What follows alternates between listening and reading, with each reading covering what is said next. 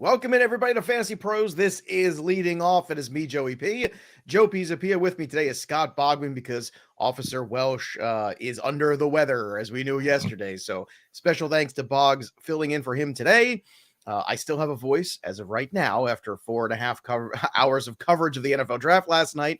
So we'll see how far we get, but we are brought to you, as always, on our Fantasy Pros MLB channel by BetMGM, the king of sportsbooks, Scott Bogman. It was a busy night of football, so it's nice to have a little sorbet, a little palate cleanser, if you will, of baseball to talk about. So how are you adjusting to life with Kenny Pickett, number one? And number two, how do you feel about some of the stuff you saw last night in Major League Baseball, including Ronald Acuna coming back and, stealing two bases, which he wasn't supposed to do?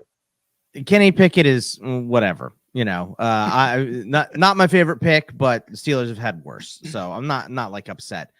But yesterday with the baseball, the pitching was phenomenal. It was so good yesterday. It was really incredible. We had a hard time finding a stat zero for pitchers because they were all so good. We did, yeah. So, that was very, very impressive, seeing all those good pitchers with all the strikeouts, and seeing that Alek Manoah was on the Lance Lynn diet in the offseason is also great. So love that. Love me a hoss. Give me a big old hoss Right. like Lance Lynn, Alek Manoah. Not enough of those guys. I want everybody to be built like Lamar Hoyt from the 80s. That's what I want. And if you get that reference, then you and I can be friends, everyone out there.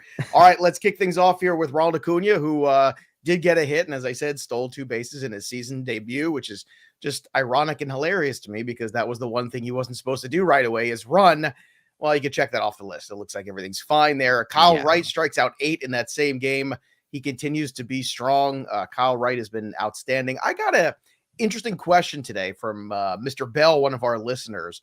He tweeted at me. He had a question. He was trying to make a trade. He was talking about selling low on Whit Merrifield, but buying high on Kyle Wright. And what I told him was, if you're desperate for pitching, that's a move I can understand. If you could pull it off, it's great. Typically, it's hard to sell low on a good player and then buy high on somebody who's pitching well right now. But if you can pull it off in the short term, I also recommended possibly flipping Kyle Wright again later in the year because you would imagine the next couple starts are still good. We're going to be good for a few months. I'm concerned when we start to, look toward the latter part of the season, how the innings start to catch up to him a little bit and what he looks like with wear and tear. What are your thoughts on for those people who have Kyle Wright, either trying to acquire him, thinking about him as an asset? How do you think of him as an asset in just redraft leagues? I mean, he's solid, and whatever he's doing this year it's obviously working.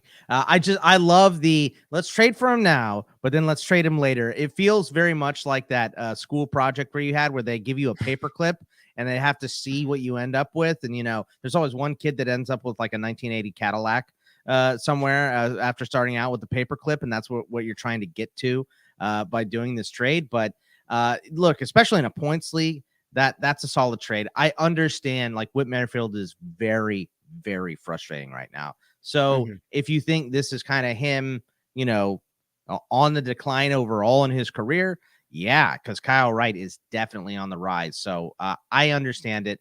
Don't know if it's something I would do because I am a Whit Merrifield stan, and I think he's going to come around. But I understand the logic. It makes a lot of sense. All right, let's move on to some more headlines. Nolan Arenado, 2-game suspension. He will appeal. Taylor Ward plates 2 in the Halos victory over the Guardians. Now, he also this hit that he had was a little Punch and Judy kind of hit for Taylor Ward. And I don't know, man.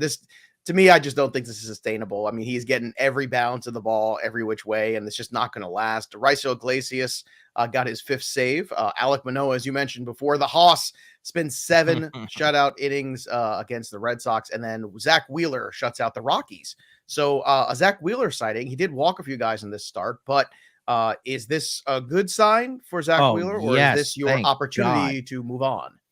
Oh, no. I think this is him straightening it out. So I'm very happy because, like, right after, Justin Verlander's 2 first really good starts, Welsh asked me, do you think you would trade Verlander for Wheeler right now? And I said, yeah, I think at the end of the year, I'm going to want Wheeler. And dude, Justin Verlander just keeps stacking good starts on top of each other. So I was probably wrong about that, but I'm glad to see Wheeler starting to finally turn it around a little bit. Let's go. And you could tell how much the Peanuts and the Cracker Jacks really pay attention to our show, because the Red Bee is wondering if this is a new chair that I've got. No, it's not a new chair. It's my regular office chair that I sit in, but I had to change all my setup last night because of the NFL draft show. So because I changed the setup and because I knew I was going to be sitting here for 5 hours, I decided that I would get the comfier chair as opposed to the one that probably looks better on camera. I don't care. It's all about comfort level, Bogman. You know that. As we get older, that's what it's all about. I don't care. Injury note. Luckily, it's only one today. Vlad Guerrero Jr. expected to play on Friday night. He's been dealing with a foot issue, so that's good news. Also, a nice moment, a little feel-good moment. Wilson and William Contreras exchanged the lineup cards before playing each other, and a beautiful moment there. Brothers felt got way a better. hug. It felt way better than fighting from the day before. You know what I mean, with Arenado and the entire Mets team. So yes, much happier note today. I like it. Yes, much happier note. Also, here's a fun little trivia fact out there I'm going to throw out there. The year was 1994 on this date, the 29th of April, Bogman. And I'm using this as an example about hot starts. Kirk Reeder of Montreal became the first major league pitcher since Fernando Valenzuela in 1981 to start his career with a 10-0 record as the Expos beat the Pittsburgh Pirates 3-2. Now, I remember Kirk Reeder in my lifetime, and I remember him I want to say later pitching for the Giants. Memory serves. Yep. That's how I remember Kirk Reeder too. Yeah. But 10-0, which is a reminder, and Fernando Valenzuela was obviously came up and just took Major League Baseball over by storm. It's one of those things where it's great when you see a note like that, because it kind of sets you back and reminds you, oh, right, it can't always be this good. And I'm looking at the guys who have gotten off to great starts. Alek Manoah is one of them. I think Alek Manoah is the exception to this rule. I think we talked about him a lot as we were getting into season preparation. Do you think he finishes the year as a top 10 fantasy pitcher? And should he be somebody we pay attention to for American League Cy Young with the way he's going right now? Because he right now is someone no one's been talking about. And I think that tune's going to change very shortly. Yeah, I mean, he could definitely, I think he has the ability to finish in the top 10 for sure. Would I bet on it? Probably not. I mean, 111 innings last season. Is that his absolute high? I think it is. So yeah, it is. Just looking at his other stats here, that's his absolute high. So I just don't know how if they're going to put him on an innings cap or anything like that. So I wouldn't have him as top 10, but very high. He looks good right now. So hopefully trim down a little bit. But he looks great. Some great stuff here, by the way, in the Peanuts and the Cracker Jack gallery, because Mike Mayer said best part of the NFL draft show last night is when Joe describes what's happening on television, which I agree. Also, Dr. Glenn chimes in and says Joe reacts to TV shows as a web series I would watch. It's funny you should mention this, because I was actually thinking about starting one where I just watch 90s videos and I comment about what's going on and the choices that have been made. Kind of like Beavis and Butthead, basically. Are you the Bob Saget replacement? Is that what's happening? Well, not like America's Funniest Home Videos. Not like that. Not like that, but more just don't let that the weird get stuck in your head all day. The America's Funniest Videos. Whoa, that's a rough one. The weird choices that were made in the 80s and 90s, because at the gym today, they have I think it's like that whatever that channel is on in the morning for us old farts at the gym, or the people who are retired or working in weird hours like me. And I got to tell you, some of the videos that get laid out there are absolutely hilarious. And you're watching them as you're walking around the gym going, what in the hell were they thinking about when they put this video together? What do you think? Every break that I take from work is on Instagram to send you videos, every single one. Maybe this is something you and I should do on IGL. I should curate this. I should curate this and you watch the videos. Perfect. I think this is easily done. This is fantastic. All right, here we go. It's a new show. Thank you, Peanuts and Cracker Jacks. Awesome. All right, let's move on to the next bit here. We have two pieces of trivia. One is from MLB and the other is from Mike Mayer. Mike Mayer had one he threw out at me this morning, and I got it right, even though he says I cheated. I did not. There are two players currently who have a K percentage over 40% Major League Baseball. Both of them are in the American League. Both are veterans. Can you name those two players, Scott Bogman or Peanuts and Cracker Jacks? Got any hints? 40% K rate right now. 40. This is for hitters or pitchers? I'm sorry. Hitters K rate. Oh, Joey Gallo. Is he one of them? Joey Gallo is one of them. See, I Look didn't at think this was that That's hard. easy. And who was the other one? Miguel Another Sano. guy's been around for a while. No, good guess. Good guess is not Miguel Sano. If you got one of the peanuts and cracker jacks you want to put out there, go for it. But while you're thinking about that, another one, Yadier Molina has 16 seasons with at least one stolen base. Who holds the American League / National League record among catchers for most seasons with at least one stolen base? The answer will shock and awe you. I can tell you that much. So catcher who has at least one steal every year for more than 16 consecutive seasons. Pudge. No, it's yes, but which Pudge? Ivan Rodriguez. Wrong Pudge. Wrong the original Pudge. Who's the original Pudge? Carlton Fisk. Oh, Carlton Fisk. Carlton okay. Fisk. Of course, he did catch for 742 years. But that's true. Yeah. And the answer to the other guy at the top of the K rate list is Franmil Reyes. So Joey Gallo or Franmil Reyes, who would you rather have the rest of the season? Scott Bogman. Franmil. I think Franmil will turn that K rate around. We know Joey Gallo won't, so it'll be very high. Probably won't be 40, but it'll be very, very high. So I'll take Franmil on that one.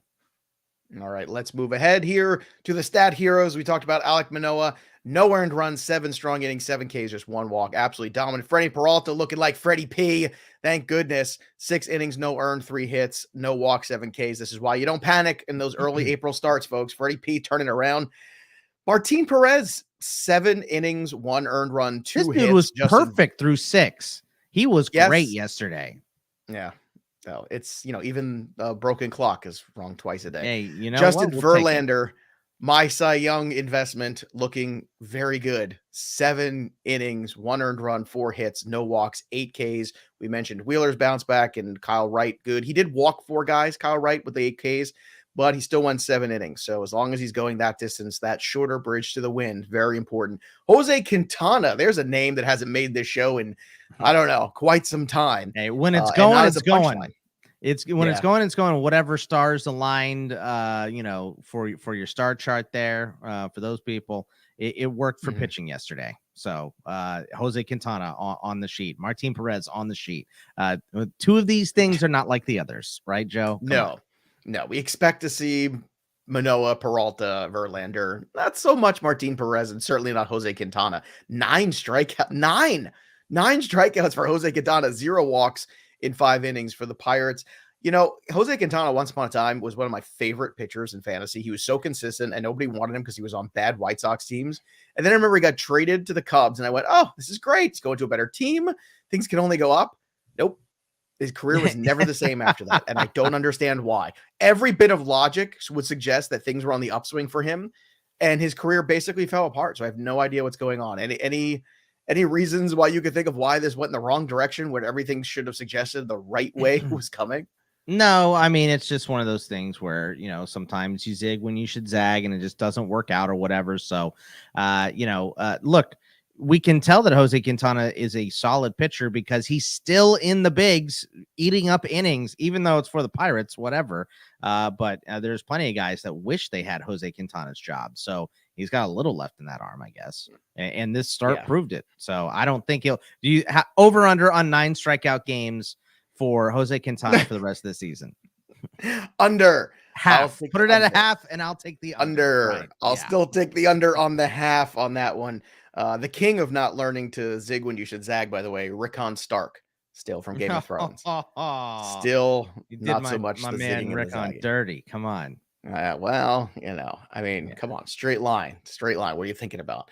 All right, hitters yesterday. Andrew McCutchen, who's definitely a lineup builder in DFS today. I caught some McCutchen at bats and some highlights after the draft last night when I was watching a little MLB, just kind of flipping around. And McCutchen looks really good at the plate. And I actually caught a couple at bats of his earlier in the week too. He's very locked in. So whatever's going on here with Kutch, you ride the wave, and he's hitting cleanup in that order too from Milwaukee. Did it in as long as he stays there. Did it in Pittsburgh too? So you gotta love that, A little bit. You gotta love that. Austin Hayes 4 for 5 with an RBI. Aaron Judge hit a home run for Ribbies yesterday. Man, Machado still red hot, 4 for 5. I continue to say he's an interesting long shot for MVP. Dude, that's what I was thinking when I was watching him last night too. Was that when he had the 4 hits, and one of them was like a sky fly ball that nobody could get under. and they counted it as a hit. I'm like, dude, when it's going, it is going for this guy. What are his MVP odds right now? I mean, they're shrinking every day. I talked about it. I would say the first week of the season because I thought it was intriguing. He's one of those guys that's always kind of in the back of your mind of, well, this guy could win MVP if he puts it all together. The problem is the path, right? Because the path is always, whenever you have a great player playing with you, it's tough. But because Tatis is out, if he carries them for these first 3 months and it's just brilliant, he on FanDuel plus 2,200, same over on BetMGM. So yeah, you got 20 to 1 at minimum basically for him. And that's a hell of a wager right now. I mean, you could put $10 on that and be very happy, and then see if it shrinks a little bit and then double it, do the old Bryce Harper way of doing things, like we did last year. This is how you play the futures market. You make an investment on a player with a small amount at a big number. And then as the number increases, you increase the number you invest. This is how you win money consistently. And then if things are going well, and then you decide, you can always cash out on certain sites too, where you can, take the money and run and just take plus money on what you had already. So a lot of sites, they want you to cash out because they start to fear the fact that you had it at a really good number, and they'd rather pay you, $75 at 200. So if you think it's probably not going to last at the end of the day, take your 75 and Brady go to last dinner. Year. Should have done it with Brady last year. Should have cashed out early, had a shot and didn't do it. God. I had Brady. I did cash out early on that one. Because I still say if everyone had known this was his quote last season and then it ended up not being his last season, he would have won. There would have been the Brady parade, but that's what held it back. All right, let's continue on with some of these guys. Dansby Swanson, who was one of our holds from yesterday. Good thing he held him. 1 home run yesterday, 2 for 3. Roman Quinn siding with 2 stolen bases. That makes my friend Tim McLeod very happy, I know. Carlos Correa, 3 for 5 with 3 RBI. Corey Seager also cheap on FanDuel tonight. We'll get to him later in the show. A home run, 2 for 4. And Paul Goldschmidt getting hot after a slow start to the season, 3 for 4 with 3 ribbies. And look, everybody was really good from the pitching side. Mayor was saying it to me today. You were saying it to me. So no stat zeros on the pitchers. But of course, the K parade continues. Sal Perez, 0 for 5 with the golden sombrero. Hunter Renfroe, 0 for 5 with the hat trick, hitting 212 with 2 dingers through 18 games. I would still buy. Connor Joe, 0 for 5. Yeah, go ahead. That's not going to happen very often. The Hunter Renfroe, I'm still in on too. Yeah, me too. 100%. Yeah, not got to be still in on this guy. I mean, a lot of guys are streaky and they're just starting the year cold, so it's going to swing the other way and they're going to get white hot pretty soon. I think he's one of those guys. All the Renfroe, baby. Connor Joe, 0 for 5, 2Ks, hitting 184 over the last 10 days. So Connor Joe, what a difference a week makes. Randall Grichuk, 0 for 4 with the hat trick, 3Ks. Seiya Suzuki, 0 for 4 with 2Ks. I hope you listen because the party's over the last 10 days. Yeah. Well, I told everybody, I was like, look, I said Kasuke Fukudome all over again. No. Let's go. Why? Why isn't it? Why isn't it Kasuke Fukudome? No, by the way, you're right. One of my favorite team names I ever had in a fantasy league was Beyond Fukudome. Okay. Instead of Beyond Thunderdome. That was a good one. I can't say the name that I love that I had, but it has a Hall of Fame first baseman. So it involves a Hall of Fame first baseman. So I'll just say that. Hall of Fame first baseman. That is still currently playing. Don't. Let's just move on. Let's just move. Don't try to guess. Don't try to guess. Peanuts and Cracker Jacks. If you got a guess at that one, go ahead, leave it in the chat. Let's go to the bottom 5 in MLB. Everybody's bitching and moaning in their roto leagues about batting average. Oh my God, my batting average is so bad. What am I gonna do for my batting average? My best guy is hitting 250. Miguel Sano, 0.96. Carlos Santana, 0.104. Whit Merrifield, $1.27. I don't care. Whit Merrifield's a better hitter than that. This is just a weird thing, or he's hurt and he's not telling us. I don't know. Something's just weird with Whit. That's the only one that doesn't concern me. Joey Votto doesn't concern me either at 124 because that's another dude that he's a professional hitter. I think it sucks he has less lineup protection than he did last year, but I expect him to turn around. Ketel Marte, $1.35. So Merrifield, Votto, Marte, Santana, Sano. Are you buying? Are you selling? How do you feel about this pack of 5? I would buy the last 3, Merrifield, Votto, and Marte. Marte is pressing. Guy just got paid. He's trying to hit a homer every at-bat. It's just, he's going to come around once he calms down. I think Joey Votto's going through some weird midlife crisis. So I don't know what's going on. He's talking about buying a golden tooth. He's doing a bunch of TikTok dances. Guy's acting weird. So as soon as he starts to act normal again, I think he'll get it straightened out. And Whit Merrifield, we've already talked about ad nauseum here. I absolutely believe in him. So I think he'll be okay. Did your team name have something to do with Lincecum and your Pujols? Okay. I just, those are two very entertaining players. You know what? They're very good. And at one point they were at their peak together. So there you go. They were. And that's when it's at the best, right? When you peak together. Right. Yeah. That's what I think. Let's move on to the home run board. The Night King up top here with 8 dingers. Continues to be at the top. JP is at 7. We've got a bunch of folks still at 6. I'm still at 1. I tried to break Fanimal out. I tried to throw him a bone. It did not work. So I'm still what I love? I love that you're at 1 and you're here every day. And I am also at 1 and I'm here once a week. I guess with the Welsh living on Indian burial ground, I'll probably be here 2 or 3 times a week coming up here. But, I've been on the show 5 times, I think, all year. And I'm the same with you. That makes me happy, Joe. So. Yes, I am a disgrace to myself and others. I'm aware of this. Hey, what we just talk about? Hey, sometimes you start the year cold; it comes in streaks, right? So you'll be fine. I'm the Whit Merrifield right now of home run calls. The way things are going. All right, let's switch gears and talk a little bit about. Obviously, there it is. We're going to talk about prop bets, which means BetMGM, the king of sportsbook.